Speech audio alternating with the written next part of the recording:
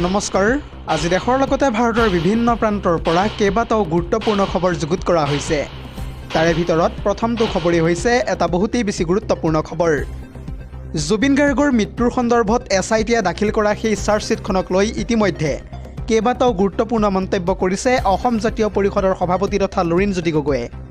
লুৰিণজ্যোতি গগৈয়ে এই সন্দৰ্ভত মন্তব্য কৰি কয় যে SITৰ সেই চাৰ্জশ্বিটৰ পৃষ্ঠাই জুবিন দাৰ চৰিত্ৰ হনন কৰিবলৈ বিচৰা হৈছে। আৰু এই বিস্ফোৰক মন্তব্য কৰিছে অসম জাতীয় পৰিষদৰ সভাপতি লুৰিণজ্যোতি গগৈয়ে। লুৰিণজ্যোতি গগৈয়ে ইয়াৰ উপৰিও কয় যে SITৰ চাৰ্জশ্বিটৰ জৰিয়তে অভিযুক্তক ৰেহাই দিয়া হৈছে। কেৱল ইমানেই নহয়, ছিংগাপুৰৰ সেই প্ৰৱাসী অসমীয়াসকলকো এতিয়া ৰেহাই দিয়া হৈছে। খেনুক দেখি ৰন্ধা বঢ়া আৰু খেনুক দেখি দুৱাৰ মৰা নীতি ইতিমধ্যে অৱলম্বন কৰিছে মুখ্যমন্ত্ৰী শৰ্মাই।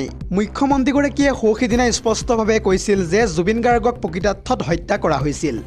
কিন্তু ছিংগাপুৰ আৰক্ষীৰ ফালৰ পৰা কোৱা হৈছিল যে জুবিন গাৰ্গৰ ছিংগাপুৰত স্বাভাৱিক মৃত্যুহে হৈছিল। আৰু তাৰে পৰিপ্ৰেক্ষিতত এতিয়া শ্যাম কানু আৰু সিদ্ধাৰ্থক জেলৰ পৰা ওলাই অহাৰ বাট মুকলি কৰি দিয়া হৈছে। অৰ্থাৎ ন্যায় ব্যৱস্থাৰ পৰা জুবিনৰ অভিযুক্তসকলক সাৰি যোৱাৰ সুৰুঙা পথ উলিয়াই দিয়া হৈছে। আৰু ২৬ৰ নিৰ্বাচনী বৈতৰণি পাৰ কৰিবলৈহে বনোৱা হৈছে এই চাৰ্জশ্বিটখন। অৱশ্যে এতিয়া আমাক জনতাই বিচৰা ধৰণৰ চাৰ্জশ্বিট নালাগে। জুবিন দাই ন্যায় পোৱা ধৰণেহে চাৰ্জশ্বিটখন লাগে। জনতা সন্তুষ্ট হোৱাতকৈ জুবিন দাই প্ৰকৃতভাৱে ন্যায় পাবই লাগিব। এনেদৰে এতিয়া গৰজি উঠা দেখিবলৈ পোৱা গৈছে জুবিন গাৰ্গৰ ন্যায়ৰ প্ৰসংগত অসম জাতীয় পৰিষদৰ সভাপতি তথা লুৰিণজ্যোতি গগৈ। পৰৱৰ্তী খবৰটো হৈছে আন এটা বহুতেই বেছি গুৰুত্বপূৰ্ণ খবৰ, কিয়নো জনজাতিকৰণৰ দাবীৰে ধাৰাবাহিক আন্দোলন কৰি সমগ্ৰ ৰাজ্য কঁপাই তোলাৰ ইতিমধ্যে সিদ্ধান্ত গ্ৰহণ কৰিছে আক্ৰাছুৱে। আক্ৰাছুৱে এই সন্দৰ্ভত স্পষ্টভাৱে মন্তব্য কৰি কয় যে বাৰে বাৰে বিজেপি চৰকাৰৰ প্ৰতাৰণা কোনোপধ্যেই সহ্য নকৰে কোচ ৰাজবংশীসকলে। চৰকাৰৰ বিৰুদ্ধে পুনৰ এলানি আন্দোলনৰ কাৰ্যসূচী ঘোষণা কৰিছে ইতিমধ্যে আক্ৰাছুৰ ফালৰ পৰা। জনজাতিকৰণৰ দাবীত ধাৰাবাহিক প্ৰতিবাদেৰে সমগ্ৰ ৰাজ্য কঁপাবলৈ ইতিমধ্যে সাজু হৈ পৰিছে আক্ৰাছু। এটা জৰুৰী খবৰ জনাই আছোঁ এই মুহূৰ্তত। আহি থকা ৩০ ডিচেম্বৰৰ পৰা আক্ৰাছুৱে সাব্যস্ত কৰিব ব্যাপক আন্দোলন। কোচ ৰাজবংশীৰ জনজাতিকৰণক প্ৰতাৰণাৰ পৰিণাম ভুগিব লাগিব এইবাৰ চৰকাৰে। চৰকাৰে হয় স্পষ্ট কৰক নিৰ্বাচনৰ আগত জনজাতিকৰণ কৰিবনে নাই, আৰু যদিহে জনজাতিকৰণ নকৰে তেন্তে ২৬ৰ নিৰ্বাচনত বিজেপি চৰকাৰক সম্পূৰ্ণৰূপে উফৰাই দিম বুলিও এতিয়া হুংকাৰ প্ৰদান কৰিছে আক্ৰাছুৱে। যিহেতু আহি থকা ৩০ ডিচেম্বৰ তাৰিখে শ্ৰীৰামপুৰত ৰাষ্ট্ৰীয় ঘাইপথ অৱৰোধ কৰিবলৈ সাজু হৈ পৰিছে আক্ৰাছু। আৰু তাৰ পিছতে ৬ জানুৱাৰী তাৰিখে ছাগলীয়াত ৰাষ্ট্ৰীয় ঘাইপথ অৱৰোধ কৰি সাব্যস্ত কৰা হ'ব উত্তাল প্ৰতিবাদ। ইয়াৰ উপৰিও ১০ আৰু ১১ জানুৱাৰী তাৰিখে ৰেলপথ অৱৰোধৰ কাৰ্যসূচীও গ্ৰহণ কৰিছে ইতিমধ্যে আক্ৰাছুৱে। মুঠতে বাৰে বাৰে বিজেপি চৰকাৰৰ প্ৰতাৰণা এতিয়াৰে পৰা সহ্য নকৰে কোনোপধ্যে কোচ ৰাজবংশীসকলে। দৰ্শকসকল, আৰু বহুতো গুৰুত্বপূৰ্ণ খবৰ আছে। যদিহে আপুনি এতিয়ালৈকে এই ভিডিঅ'টোত লাইক কৰা নাই তেন্তে এতিয়াই লাইক কৰি দিয়ক।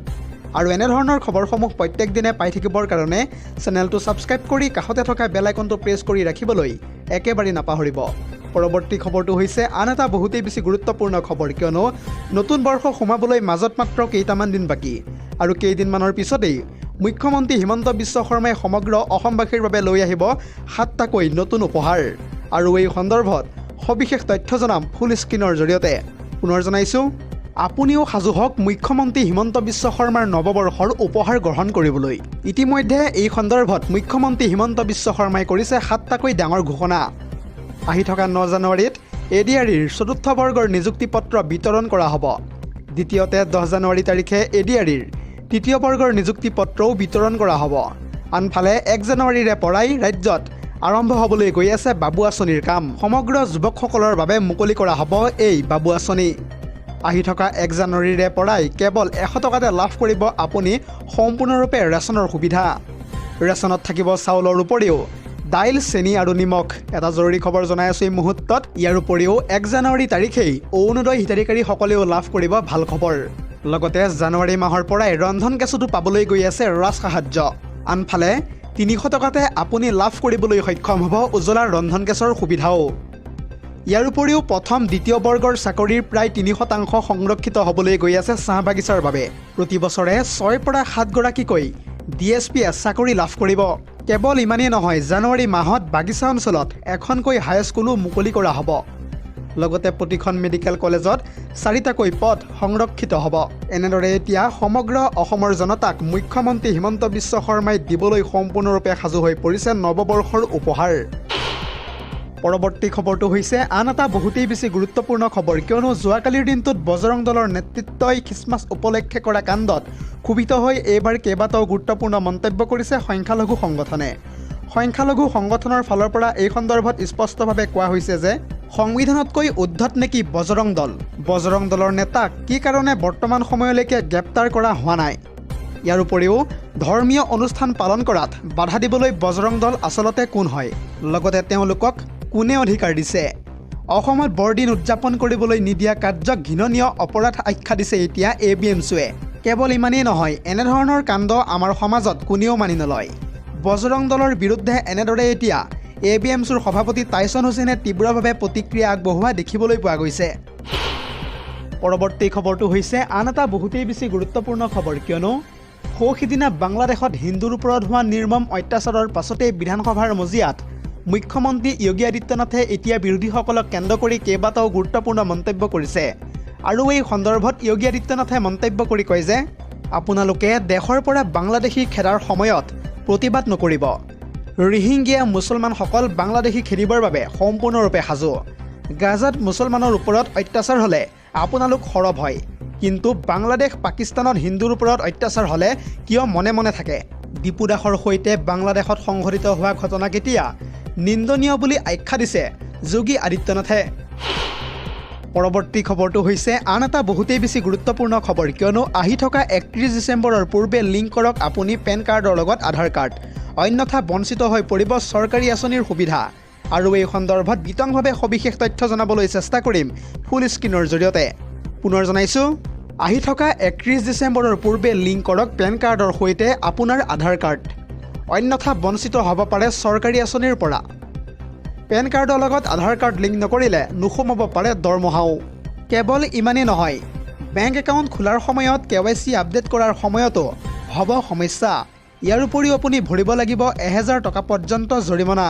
ইতিমধ্যে অন্তিম সময়সীমা আহি থকা 31 ডিচেম্বৰ পৰ্যন্ত ধাৰ্য কৰা হৈছে। যদিহে আপুনি লিংক নকৰে তেন্তে বিকল হৈ পৰিব পাৰে পেন কাৰ্ডৰ লগতে আপোনাৰ আধাৰ কাৰ্ডখন। যদিহে পাৰে তেন্তে আয়কৰ বিভাগৰ ই-ফাইলিং পৰ্টেলত গৈ এতিয়াই আপুনি লিংক কৰি লওক, অন্যথা আপুনি নতুন বৰ্ষৰ আৰম্ভণিতেই পৰিব পাৰে ভয়ংকৰ বিপদত। পৰৱৰ্তী খবৰটো হৈছে আন এটা বহুতেই বেছি গুৰুত্বপূৰ্ণ খবৰ, কিয়নো বাল্য বিবাহক লৈ ইতিমধ্যে সৃষ্টি হৈছে উত্তপ্ত পৰিস্থিতি। আৰক্ষীৰ জালত পৰিছে ইতিমধ্যে ৰাজেন ৰাজৱাৰ নামৰ এজন যুৱক। থানা ঘেৰাও কৰি শ লোকে ইতিমধ্যে সাব্যস্ত কৰিছে উত্তাল প্ৰতিবাদ। আৰু এই সন্দৰ্ভত সবিশেষ তথ্য জনাবলৈ চেষ্টা কৰিম ফুল স্ক্ৰীনৰ জৰিয়তে। পুনৰ জনাইছোঁ, এইবাৰ বাল্য বিবাহক লৈ কেন্দ্ৰ কৰি সৃষ্টি হৈছে উত্তপ্ত পৰিস্থিতি। থানা ঘেৰাও কৰি শ লোকে সাব্যস্ত কৰিছে এতিয়া উত্তাল প্ৰতিবাদ। আৰক্ষীৰ জালত পৰিছে অভিযুক্ত যুৱক তথা ৰাজেন ৰাজৱাৰ। তথ্য অনুসৰি এগৰাকী নাবালিকা কিশোৰীক বলপূৰ্বক বিবাহপাশত আবদ্ধ কৰাৰ পিছতে অশান্ত হয় পৰিস্থিতি।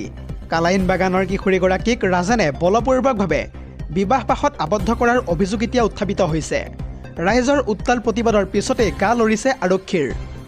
ৰাজেন ৰাজৱাৰ নামৰ এজন যুৱকক আটক কৰাৰ পিছতে শান্ত হৈছে এতিয়া পৰিস্থিতি।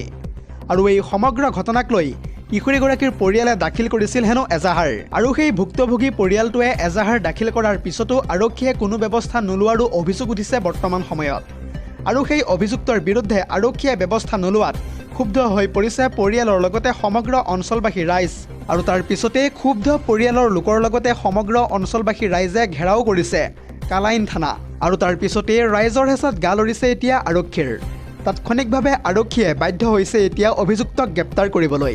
আৰু তাৰ পিছতেই পৰৱৰ্তী সময়ত আৰক্ষীয়ে উদ্ধাৰ কৰিছে নাবালিকা কিশোৰীগৰাকীক। আৰু এই সমগ্ৰ ঘটনাক লৈ অভিযুক্ত ৰাজেন ৰাজৱাৰক বৰ্তমান সময়তো আৰক্ষীয়ে জেৰা অব্যাহত ৰাখিছে। News desk report, ZD news.